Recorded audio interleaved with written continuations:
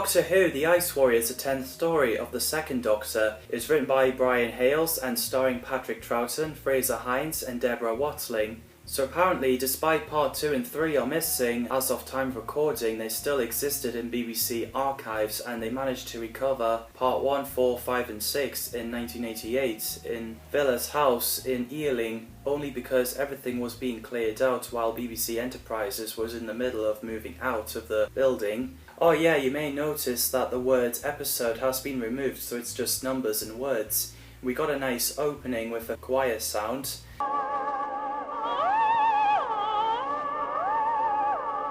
So the story begins with the staff in Britannicus base struggling to control an ionizer, and a couple of scientists finds an ice warrior frozen in ice. So the TARDIS arrive outside, tipped over, as the Doctor, Victoria and Jamie climbed out, and they notice the door made of plastic. So they go inside the mansion as Victoria describes, just like hers.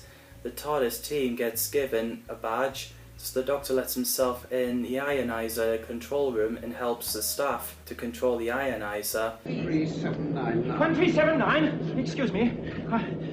Who the blazes are you? Even the Doctor isn't qualified. Clint was amazed with his techniques. As the Ice Warrior frozen in ice gets taken in control center, the Doctor knew that something wasn't right because of electronic connection, so he goes off to warn Clint. And I love the way Jamie and Victoria were discussing the outfits when Victoria disapproves what Jamie says about laces.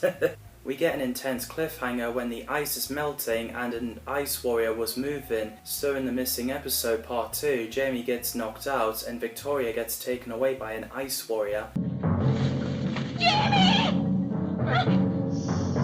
So while Clint asked the computer to accept the Doctor as part of the team, the Doctor came in, tried to warn them about the helmets that's possibly from outer space. Poor Victoria gets questioned by an ice warrior called Varga and insisting her to help him to find the ship and other ice warriors. So they went to pick up the black boxes. Clint gets knocked out. Penley came in after Varga and Victoria went out as he's looking for drugs. So the Doctor came in and helped Clint and asked Penley where Victoria is. After Jamie informed the Doctor, Victoria and Varga arrived in the glacier. Varga uses his sonic gun to melt the ices and we see few ice warriors. It's done. They're free. I really do like the title music for the other parts as well. It really fits in with the atmosphere. While the Ice Warriors got free, Arden blames himself for Davis's death, so he and Jamie left to go to the cave while Varga thinks people tried to attack the Ice Warriors and Victoria denies it, so they use her as a bait for a trap. Go back to my friends. Perhaps later. For the moment, you are useful to us. The Doctor works out the calculation to save the base by doodling on the floor and looking at scrap papers. He also reminded Clint that they haven't heard from Arden for a while, so Arden and Jamie examines the cave. The Ice Warriors shot both of them and Victoria is grieving. No! Oh, Jamie, no! And gets taken inside. Penley finds out Arden is dead, so he covered his body and Jamie is still alive. So he gets taken to Plant Museum and Jamie is unwell and worried about Victoria. So Victoria went outside while being watched by Ice Warriors. She goes on the communicator to the Doctor and Clint asking for help. So the Ice Warriors prepares to use a weapon against Victoria. Ready to fire. I do like the animation. This is the first Doctor Who story with animation I've watched. I was unsure about watching it at first, but then it's like watching cartoons like The Simpsons, Spider-Man animated series, Scooby-Doo and so on. Bernard Bresslaw played Varga, a leader of the Ice Warrior group who's been around on Earth since prehistoric. Ice Warriors are reptilian humanoids from the planet Mars, wearing suit of armour, and I think they're pretty cool. I do like the Ice Warriors. And Bernard's did a fantastic job. Roger Jones, Sonny Caldenas, Tony Harwood, and Michael Atwell played Zandal, Turok, Rinton, and Isbur, who are the Ice Warriors in this story. The production office wanted to create a recurring monsters besides Daleks and Cybermen, so Brian Hales created a monster by interest of Mars and drawing it from newspaper reports of a baby mammoth found in 1900 in the Siberian ice. and said that the Ice Warriors are cybernetic creatures, but Martin Bohr is concerned about the Cybermen ripoff, so they get designs looking like a reptilian humanoids with a Viking-style helmet. And I think Patrick, as always, is a fantastic Doctor, absolutely classic.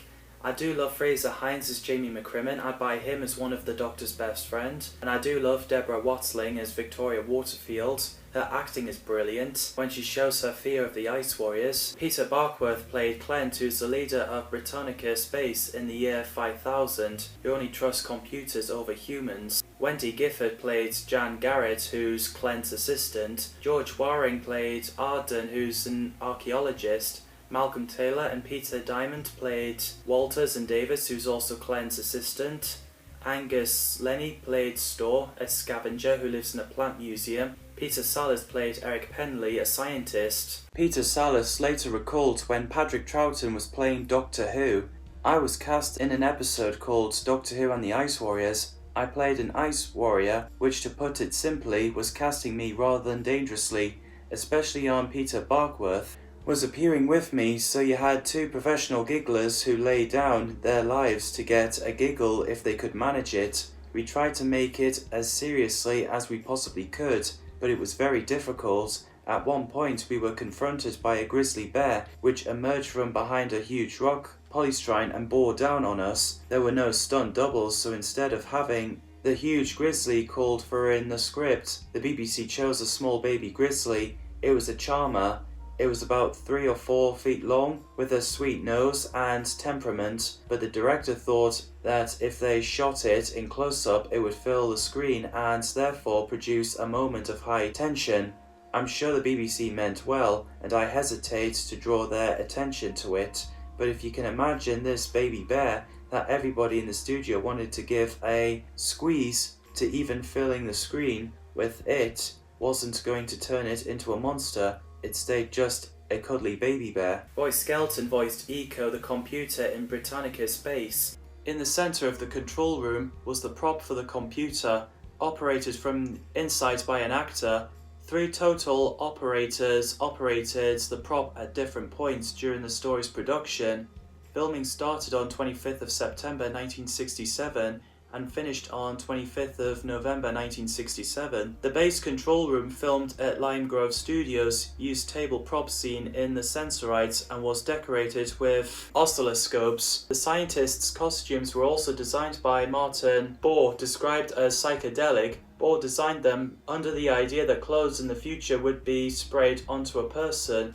Bohr based these costumes off circuitry imagery in New Scientist magazine, as well as the work of French fashion designer André Corrège. The regular casts would wear the same outfit from the previous story, The Abominable Snowmen. However, Deborah Watling would gain an additional cloak. The cast did a great job. The sets and atmosphere are pretty well done for its time and low budget. It's well written and directed. Dudley Simpson, as always, is a fantastic music composer. He was brought in to produce the episode soundtrack. Simpson had previously worked on The Evil of the Daleks and reused lead motifs from Victoria's theme from the story, The Ice Warriors.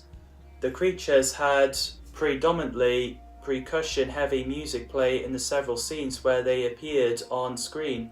Vocals were recorded by Joanne Brown, the singer, for a track titled Ice Music, heard both during an Ice Warrior chase scene and during the story's opening titles. Derek Martinez, the director, was concerned of it being pigeonholed, would leave his role as a director for the series following this story, returning for Spearhead from Space. Despite his initial reluctance to work on the story, Martinez would later claim it was his favourite story he had directed from the series. So Varga decides to allow Victoria to talk first. She tells the Doctor and Clent about the Ice Warrior, so then Varga orders an Ice Warrior to recapture her. So the Doctor creates ammonium sulfide, which will be toxic to the Ice Warriors. And I love the scene where Victoria runs through the cave with the drumming soundtrack. It really fits in.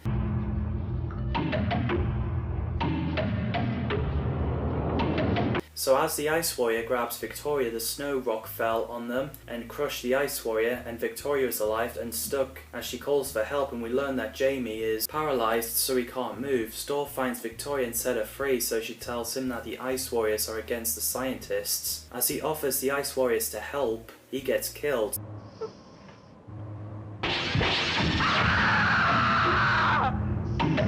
So Penley finds the Doctor and take him to see Jamie. So he communicates with Clint to tell everyone that he's making contact with the Ice Warriors. So as the Doctor goes to the door, he refuses to answer their questions unless they answer his question. So Varga decides to set the air pressure in the airlock where the Doctor is to 0, pretty intense.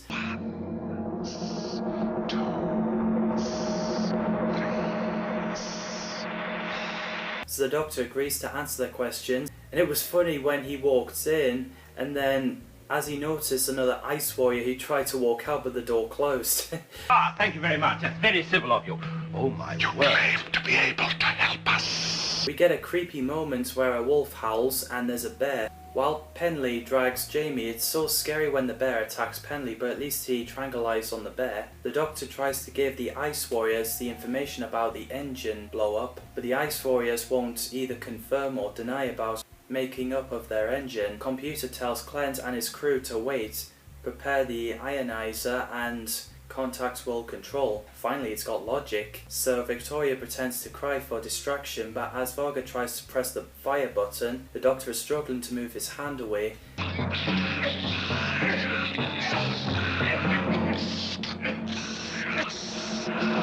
So Xandol caused the trigger damage. Varga orders Clint and his crew to surrender or they will fire again. Walters was about to attack the computer, but Garrett stung him. So the Doctor wires the sonic gun, while Ice Warriors are keeping Clint and his crew hostage, and Penley and Jamie lying on the sick bay, so Penley turns the heater up, which disturbed the Ice Warriors.